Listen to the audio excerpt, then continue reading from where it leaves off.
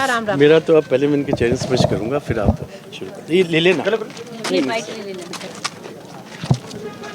ये आशीर्वाद दो मने। दिए दिए बच्चे वीडियो बंदे क्यों थे मीडिया लाना बात करी गट्टे की चूरू जिले की सुजानगढ़ तहसील के सीमावर्ती गांव काणुता ग्राम पंचायत में आज बड़ी शांतिप्रिय पोलिंग हो रही है और निर्दलीय उम्मीदवार राजेंद्र जी हमारे साथ है, जो सुजानगढ़ तहसील की 105 ग्राम पंचायतों में दौरा कर रहे हैं और अपने वोटरों से हालचाल और सम्मान प्राप्त कर रहे हैं। राजेंद्र से हम बातचीत करेंगे। सर्वप्रथम तो राम राम सा आपको और आपके जितने भी दर्शक हैं, राजेंद्र कुमार नायक आप सबको राम राम कहता है। आप सब सुखी रहें, आप सब स्वस्थ रहें। आपके राजनीति में आने का ये क्या विचार है आपके मन में? राजनीति में आप क्यों आ रहे हैं? कोई मुख्य उद्देश्य क्या है? मेरा मुख्य उद्देश्य मैं बताता हूँ कि सुजानगढ़ मेरा पैतृक निवास स्थान है, तो यहाँ मुझे कहा आप संघर्ष करो। राजेंद्र कुमार नायक संघर्ष करने नहीं, अपनी सेवाएं देने आया है। अगर मैं एमएलए बन जाता हूँ, आप सब मुझे साथ देते हैं, तो मैं अपनी सेवाएं और मजबूती से दे सकता हूँ, इसलिए राजनीति में आया हूँ। सुनने में आ रहा है कि आप प्रशासनिक अधिकारी भी रहे हैं। कौन से पद पे थे, कहाँ कहाँ आपने नौकरी की, कहाँ कहाँ अपनी सेवाएं दी, थोड़ा विवरण हमें दें।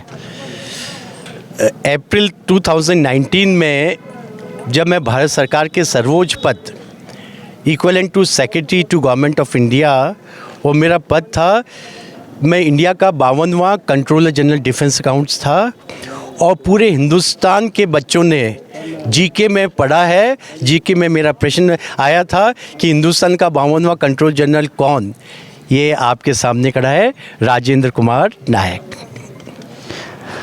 8 उम्मीदवार चुनाव लड़ रहे हैं इस सुजानगढ़ विधानसभा से, और अप्रोच की बात की जाए, एजुकेशन की बात की जाए या गवर्नमेंट कार्यों की बात की जाए, तो सबसे उचित और सर्वोच्च स्थान पर राजेंद्र कुमार जी नायक निश्चित यही है, क्योंकि इन्होंने पूरे भारत के 52वें स्थान पर इन्होंने कंट्रोलर के रूप में काम किया है और अपना लोहा मनवाया है और भारत की जनता को सेवा दी है।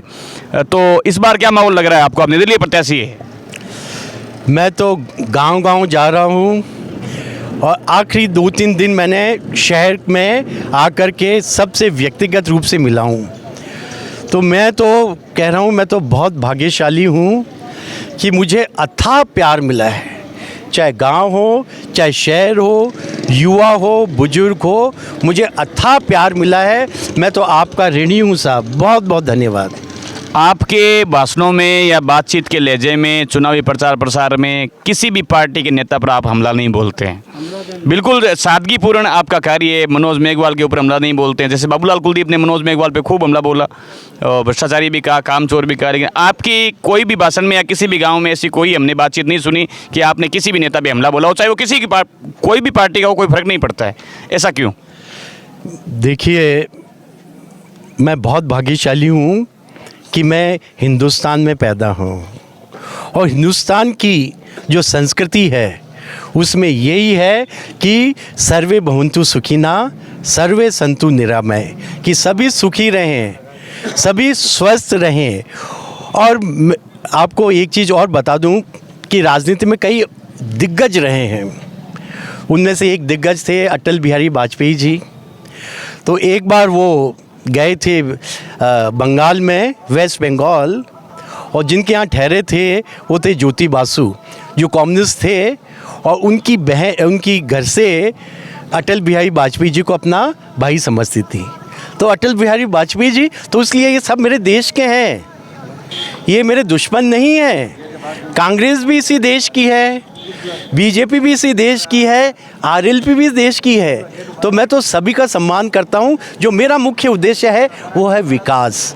तो मैं तो विकास की बात करने आया हूँ, न किसी की आलोचना करने आया हूँ। कुछ लोगों का कहना है कि भाई चुनाव के बाद में राजेंद्र जी नायक नहीं दिखेंगे, क्या ऐसा है क्या? देखो, जब मैं सर्विस में था, मेरी धर्मपत्नी दोनों का यही था कि रिटायर्ड होकर के मुझे तो गांव में रहना है। क्यों रहना है गांव में? सबसे बड़ी बात कि यहाँ शुद्ध हवा है, दिल्ली जैसे शहर में तो प्रदूषित हवा है, शुद्ध पानी है। वो यही पार्लर का पानी क्या है, ये मिनरल वाटर है। तो आदमी की जो बेसिक जो होती है नीड, भोजन, घर, शुद्ध हवा, शुद्ध पानी, तो ये सब मुझे मिल रहे हैं। तो ये तो वक्त बताएगा। मुझे कहा गया था कि राजेंद्र कुमार नायक अपना पर्चा उठा लेगा, क्या मैंने उठाया? नहीं पर्चा नहीं उठाया। कहते हैं राजेंद्र कुमार नायक तो एक पार्टी ज्वाइन कर ली है, क्या मैंने करी है? तो ये समय बताएगा। राजेंद्र कुमार नायक का तो बुढ़ापा भी आप के बीच में रहेगा और समय बताएगा। जय हिंद, जय भारत। आपको नॉलेज काफ़ी, आप इतने बड़े पद पे भी रहे। मैं सेंट्रल लेवल की बात करना चाहूँगा आपके साथ। देश में मोदी के अलावा और प्रधानमंत्री का कौन चेहरा है, किसको देखते हैं आप? आपकी समझ में कौन सा व्यक्ति पीएम के लायक है मोदी के अलावा? देखिए, इस प्रश्न का उत्तर तो क्यों, ये प्रजातंत्र है, ठीक है ना? तो जनता डिसाइड करती है और जनता का देश के विदेश का जो रुझान चल रहा है वो आपको पता है साहब, ठीक है? एक अंतिम सवाल मेरा आपसे, उसके बाद में आपकी धर्मपत्नी से बात करेंगे हम। एक सोशल मीडिया पे वीडियो वायरल हो रहा है जिसमें आप कोई किलका जी का घर है, उससे आप बाहर निकल रहे हैं और दो ये गाड़ी जो यहीं खड़ी है, यही गाड़ी है, एक गाड़ी है जो दूसरी और है, और उसमें आप दिन के अंदर भी एक 100 लोड करके वहाँ से निकल रहे हैं। वो क्या मुद्दा था? लोगों ने उस मामले में खूब सारी अफवाहें बनाई कि भाई मनोज मेघवाल को समर्थन दे दिया, किसी ने कहा कि भाई किलका जी के घर पे जो मनोज आए थे, मनोज से उन्होंने सांठ-गांठ कर ली, क्या ऐसी कोई बातचीत है? ये मामला क्या है पूरा? मुझे बहुत खुशी आपने ये प्रश्न पूछा, ठीक है ना? तो जो समय था वो सुबह का था। सुबह क्योंकि मेरे पास में साफा था नहीं, शॉल में निकल रहा था, तो शॉल थी। जब मैंने IAS का एग्ज़ाम पास किया था, सब लोग सर्दियों में रात को रजाइयों में घुसे रहते थे। राजेंद्र कुमार नायक बैठ कर पढ़ता था। जब सब कोई काम कुन करूँ नहीं थे हिलबर, तो ठंड ज़्यादा लग गए, तो माकन कोई ना तो साफ़ो हो ना कोई गर्म हा, तो एक शाल ही माथा पर मैं डाल रखी सा, कहीं मुंडो ढक रखियो के मैं मुंडा नहीं ढका, दूसरी चीज़ मुंह नहीं ढका हुआ था। दूसरी चीज़ जो घर था, आप KDS चैनल को उठा के देखिए।